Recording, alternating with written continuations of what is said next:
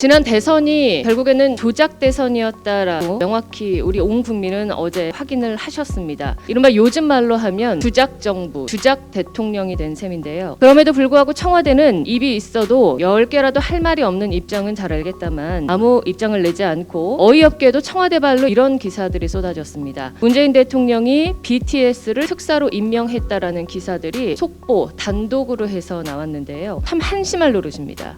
어제 김경수 전 경남지사의 구속으로 귀결된 이 드루킹 특검이 온 국민에게 굉장한 충격을 주고 있습니다.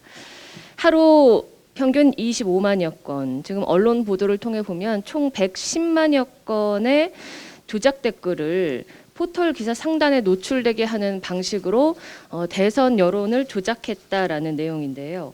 이 뒤늦게라도 사법정의를 세운 대법원 판결을 평가는 하지만 3년여의 시간을 끌며 문재인 정부가 다 마무리되도록 이렇게 중간에 보석 석방까지 허가했던 그 장면들은 참 아쉽고 만시지탄이라는 느낌을 지울 수가 없습니다. 지난 대선이 결국에는 조작 대선이었다라고 또 불법 선거였다라고 명확히 우리 온 국민은 어제 확인을 하셨습니다. 따라서 문재인 정부는 당연히 탄생의 정당성을 잃었고요. 이른바 요즘 말로 하면 주작 정부, 주작 대통령이 된 셈인데요. 그럼에도 불구하고 청와대는 이러한 판결에 대해서 이런 방구 없이, 물론 입이 있어도 10개라도 할 말이 없는 입장은 잘 알겠다만 아무 입장을 내지 않고 어이없게도 청와대 발로 이런 기사들이 쏟아졌습니다. 문재인 대통령이 BTS를 특사로 임명했다라는 기사들이 속보, 단독으로 해서 나왔는데요. 참 한심할 노릇입니다. 지난 2017년 당시 문재인 당시 대선 후보를 수행 보좌하고 대변인 역할까지 1인 3역을 했던 김경수 전 지사가 본인을 위해서 드루킹 여론 조작을 했겠습니까? 이 최대 수혜자가 누구인지 우리는 잊지 말아야 할 것입니다.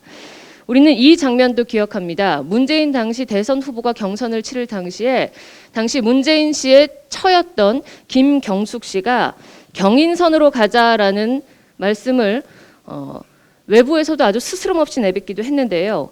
경인선이라는 것은 이 드루킹 대선 조직의 바로 이름이었죠. 이렇게 범행의 직접적인 수혜자들이 누군가 그 화살표가 명확히 황하고 있는데도 김경수 전 지사 같은 깃털 하나 잘라내고 청와대가 입을 봉하면 되겠습니까? 국민들은 문재인 정권의 기대만큼 우매하지 않습니다. 그리고 역사의 시간은 항상 지켜봐 오셨다시피 진실로 향합니다. 마치 파도처럼 한 발짝 떼놓는다고 다시 돌아오지 않는 것이 아닙니다. 문재인 대통령이 오늘은 입을 닫고 깃털 한 분을 감방에 넣었지만 아마 이 부분들은 앞으로 저희 국민의힘이 또 합세해서 열심히 그 진실을 밝혀나갈 것이고요. 저희가 굳이 노력하지 않아도 진실이 하나하나 역사적인 시간대로 밝혀질 것이라고 봅니다. 덧붙여서 집권여당의 무수한 후보들께서 이런 명확한 범죄 사실이 밝혀졌음에도 불구하고 그 누구 하나 지난 여론조작의 그 행태가 부끄럽다거나 아쉽다거나 혹은 김경수 전 지사와 문재인 정권에 대한 그런 성토를 하는 분을 보지 못했습니다.